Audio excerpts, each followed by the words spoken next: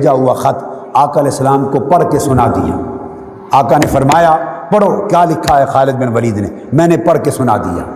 اب حضرت برا بن عازب فرماتے ہیں فتغیر لونہ، حضرت علی کی رائے سے اختلاف کر کے جو شکایت کی تھی، تو شکایت کا خط لکھنے والے کون؟ سیف اللہ۔ کون؟ سیف اللہ، آدھا ملک شام اور کئی بلاد اسلامیہ جن کے ہاتھ پہ فتح ہوئے، جن کو حضور نے سیف اللہ کہا، وہ خالد بن ولید۔ جب میں نے خط پڑھ کے سنایا تو حضرت برا بن عازب رضی اللہ تعالیٰ عنہ فرماتے ہیں حضور کے چہرے اقدس کا رنگ مبارک متغیر ہو گیا، جلال میں آ گئے، میں نے چہرے پر غضب کے اثرات دیکھے۔ ثم قال، اور آقا علیہ السلام نے پھر اس خط میں جو بات کہی تھی اس کو انٹرٹین نہیں کیا۔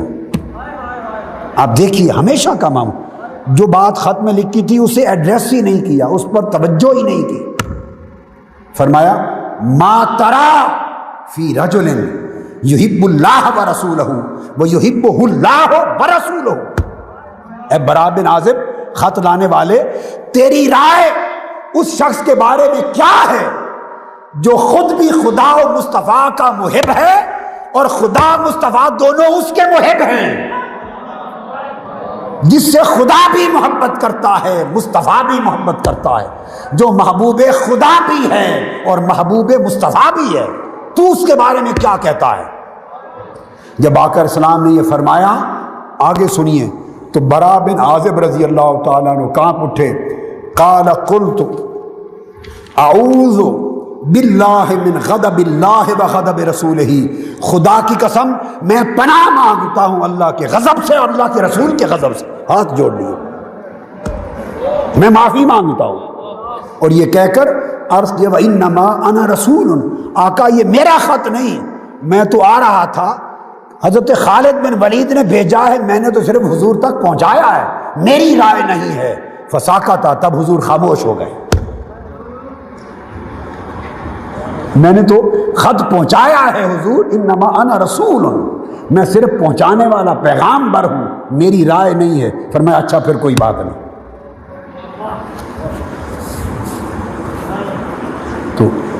تو آقا علیہ السلام اور کس طریقے سے امت کو سمجھائیں کہ علی سے کیا تعلق رکھو؟ بتائیے، اور کوئی طریقہ آپ سمجھا دیں ہمیں، اور کیا رہ گیا طریقہ سمجھانے کا؟ محبت علی کے بغیر ایمان کا کوئی راستہ نہیں، محبت اہل بیت کے بغیر ایمان کا کوئی راستہ نہیں۔ اور ائمہ اہل بیت نے کہا محبت اور تعظیم صحابہ کے بغیر، ابو بکر عمر اور عثمان کی محبت اور تعظیم کے بغیر ایمان کا کوئی راستہ نہیں۔ میں جب حدیث ترمذی ختم کروں گا آج کی مجلس، آخر میں صرف ایک حوالہ، ممکن ہے بعض احباب کل نہ آ سکیں مگر ضروری ہے کہ سب آئیں، ایک حوالہ صرف میں کوٹ کر کے باقی کل پہ چھوڑ دوں گا، ایک دوں گا اس طرف کا بھی، تاکہ سمجھ آئے کہ وہ ان کے بارے میں کیا کہتے تھے، کیونکہ ان کی وہ مضمون کل آئے گا، اس کی باری کل آئے گی، مگر ایک کوٹ کروں گا روایت۔ پھر امام ترمذی یہ کہہ کر ایک الگ باب قائم کرتے ہیں، پھر علی کی شان میں حدیث لاتے ہیں، ایک حدیث لا کر پھر 76واں باب ایک اور قائم کرتے ہیں، پھر حدیث لاتے ہیں، اب تو ایک ایک حدیث پر باب بنا رہے ہیں، سمجھ کے کہ پڑھ پڑھ کے لوگ تھک گئے ہوں گے، اب ہر حدیث کے بعد نیا باب، تاکہ فریش ہو جائیں۔ وہ آخر تک مناقب علی فریش مائنڈ کے ساتھ سنانا چاہتے ہیں اور دل و دماغ میں اتارنا چاہتے ہیں۔ اور باب بنایا 76واں، حدیث نمبر 3727، امام ترمذی نے روایت کیا علی بن منذر سے، وہ فرماتے ہیں ہمیں محمد بن فضیل نے روایت کیا، انہوں نے سالم بن ابی حفصہ سے، انہوں نے عطیہ سے، انہوں نے ابو سعید خدری رضی اللہ تعالیٰ عنہ سے، کہتے ہیں کہ قال رسول اللہ صلی اللہ علیہ وآلہ وسلم، وہ فرماتے ہیں حضرت ابو سعید خدری رضی اللہ عنہ کہ حضور علیہ السلام نے حضرت علی سے فرمایا، حضرت علی سے فرمایا یا علی لا یحل لأحد یجنب فی ھذا المسجد غیری وغیرک، اے علی اگر حالت جنابت ہو جس پر غسل واجب ہو جاتا ہے، حالت جنابت ہو جس پر غسل واجب ہوتا ہے اور غسل ابھی نہ کیا ہو، غسل ابھی نہ کیا ہو اور کہیں جانا پڑ جائے، فرمایا اس حالت جنابت میں اس میری مسجد یعنی مسجد نبوی میں سوائے میرے اور تیرے کوئی قدم نہیں رکھ سکتا۔ علی اگر حالت جنابت میں بھی ہو تو مسجد نبوی سے گزرنا اس کے لیے جائز ہے۔ اگر حالت جنابت میں بھی ہوں تو علی کے لیے اس حالت میں مسجد نبوی سے گزرنا ان کے لیے جائز ہے۔ فرمایا غیری و غیرک، جس طرح میرے لیے جائز ہے علی تیرے لیے بھی جائز کرتا ہوں۔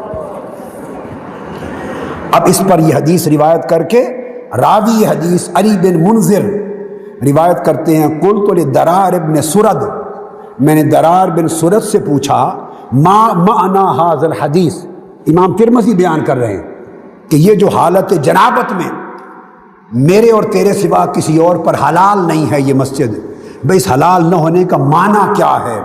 تو انہوں نے جواب دیا قال لا یحل لأحد یستترکہ جنبا غیری و غیرک، اگر حالت جنابت ہو تو اس مسجد میں سے گزرنا اس حالت جنابت میں میرے اور تیرے سوا کسی کے لیے حلال نہیں ہے۔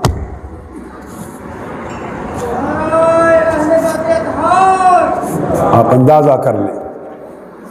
پھر امام ترمذی آگے نیا باب بنا، ایک حدیث دی پھر نیا باب بنا دی۔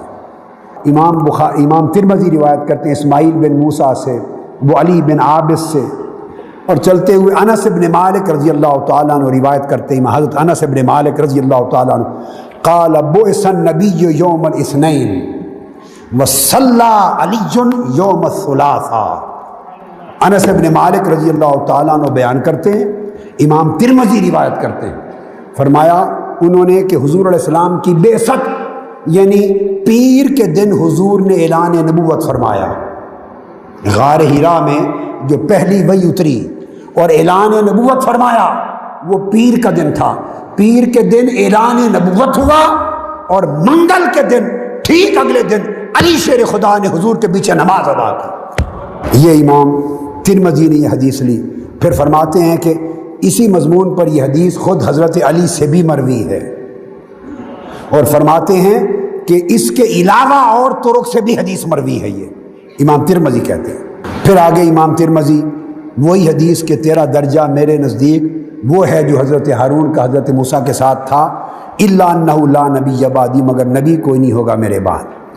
پھر وہ حدیث کئی طرق سے تسلسل کے ساتھ لائے ہیں۔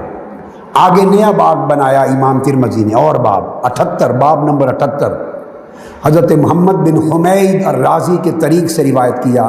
راوی حدیث ہیں عبداللہ ابن عباس رضی اللہ تعالی عنہ، وہ فرماتے ہیں ان رسول اللہ صلی اللہ علیہ وسلم امر بسد الابواب الا باب علی، جب مسجد نبوی بن گئی تو کئی صحابہ کے گھر ان کے دروازے مسجد نبوی کے صحن میں کھلتے تھے۔ آقا علیہ السلام نے حکم دیا سب گھروں کے دروازے جو مسجد نبوی کے صحن میں کھلتے ہیں کہ مسجد نبوی ہے، راستہ نہیں ہے لوگوں کے گھر کا، سارے دروازے بند کرا دیے، ایک صرف علی کا دروازہ کھلا رکھا۔ حکم دیا کہ علی کا دروازہ کوئی بند نہیں کرے گا، علی کا دروازہ کوئی بند نہیں کرے گا، کیونکہ وہ مدینہ علم نبوت کا دروازہ جو ہے وہ کھلا رہا۔ پھر اس کے بعد امام ترمذی اگلی حدیث لائے ہیں ناصر بن علی جہدمی کے طریق سے، اور وہ آگے چل کر یہ حدیث آئی ہے، سبحان اللہ، وہ روایی ہے حضرت جعفر بن محمد الباقر روایت کرتے ہیں۔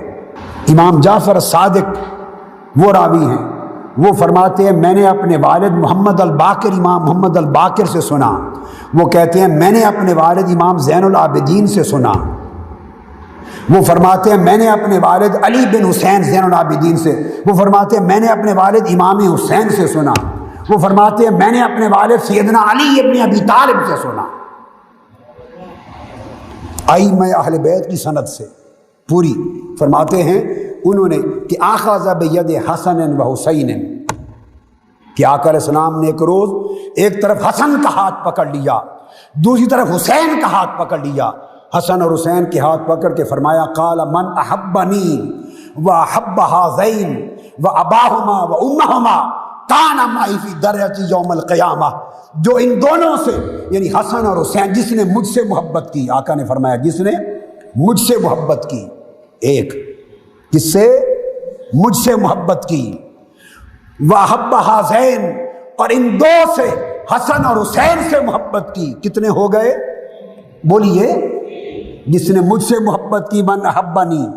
وَأَحَبَّ هَذَيْنِ، ان دو سے محبت کی، حسن و حسین سے. کتنے بنے؟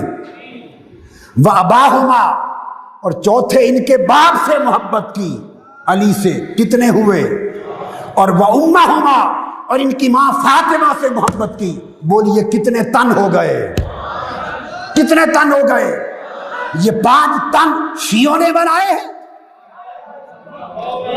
یہ 5 تن سنیوں نے بنائے، یہ 5 تن ڈاکٹر طاہر القادری نے بنائے، یہ اعلیٰ حضرت شاہ احمد رضا خان نے بنائے، یہ شاہ عبدالحق محدث دہلوی نے بنائے، یہ امام سیوطی نے بنائے. یہ 5 تن کسی نے نہیں بنائے، حتیٰ کہ امام ترمذی نے بھی نہیں بنائے. یہ تو مصطفیٰ نے بنائے ہیں.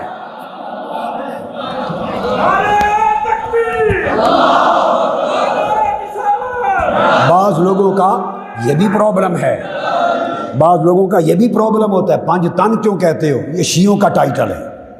ہر بات شیعوں کے کھاتے میں. خدا کا خوف کرو، اپنا ایمان بھی اٹھا کر ادھر ہی پھینک رہے ہو. 5 تن کیوں کہتے ہیں؟ بھائی نہ میں نے بنائے، نہ کسی اور نے بنائے، نہ آپ نے بنائے، نہ انہوں نے بنائے، نہ سنیوں نے بنائے، نہ شیعوں نے بنائے. 5 تن تو مصطفیٰ نے بنائے، خدا نے بنائے اور مصطفیٰ نے بتائے. اللہ نے بنائے، مصطفیٰ نے بتائے. من گن لو، یہ 5 تن کی حدیث ہے. بعض کہتے ہیں 5 تن کہاں سے؟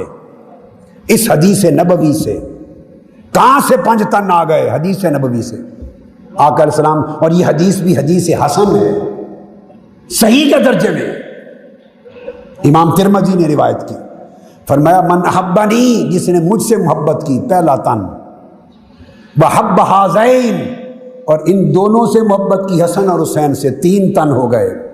وَأَبَاهُمَا، اور ان کے باپ علی سے محبت کی. 4 تن ہوئے. وَأُمَّهُمَا، اور ان کی ماں فاطمہ سے محبت کی. 5 تن ہو گئے. وہ قیامت کے دن جنت میں جاتے ہوئے میرے ساتھ جائے گا، میرے درجے میں ہوگا. جو ان 5 تن سے محبت کرے، قیامت کے دن میں اس کو ساتھ رکھوں گا. اب 5 تن کے نام سے گھبرانے والا، 5 تن کے عنوان سے گھبرانے والا، 5 تن کی محبت سے پیچھا چھڑانے والا، وہ دراصل مصطفیٰ سے اپنا پیچھا چھڑا رہا ہے. وہ مصطفیٰ کی شفاعت سے پیچھا چھڑا رہا ہے. وہ حضور کی کملی سے دور بھاگ رہا ہے. فرمایا میں اس کو اپنے ساتھ رکھوں گا قیامت کے دن. اور میں اپنے اہل تشیع بھائیوں کو، فقہ جعفریہ کے بھائیوں کو کہتا ہوں کہ آپ کو بھی ذاکروں نے اور اہل سنت میں خارجیوں نے، جنہوں نے فتنہ بپا کیا اور بہکایا، اور ادھر آپ کے ان پڑھ لوگوں نے جو آپ کو بتایا، کبھی بتایا کہ یہ سب کچھ اہل سنت کی کتب حدیث میں ہے؟ نہ ادھر بتانے والے رہے الا ماشاء اللہ، نہ ادھر کوئی سجانے والے رہے. اب جتنا کام ہو رہا ہے، مصطفیٰ کی امت میں تفریق کا کام ہو رہا ہے، نفرت کی دیواریں بنائی جا رہی ہیں، دست و گریباں کیا جا رہا ہے، اور ایک دوسرے کے گھر کی پیار محبت کی بات سنا کے کوئی سینے سے سینے نہیں ملا رہا. اگر سینوں سے سینے آج کوئی ملا رہا ہے تو اس تحریک کا نام صرف منہاج القرآن ہے. اگر امت میں تفرقہ مٹا رہا ہے، محبت کا سبق کوئی دے رہا ہے، محبت کے جام بھر بھر کے کوئی پلا رہا ہے، مصطفیٰ کی امت کے بکھرے ہوئے ٹکڑوں کو جوڑ کر ایک وحدت بنا رہا ہے، تو وہ بنانے والا صرف منہاج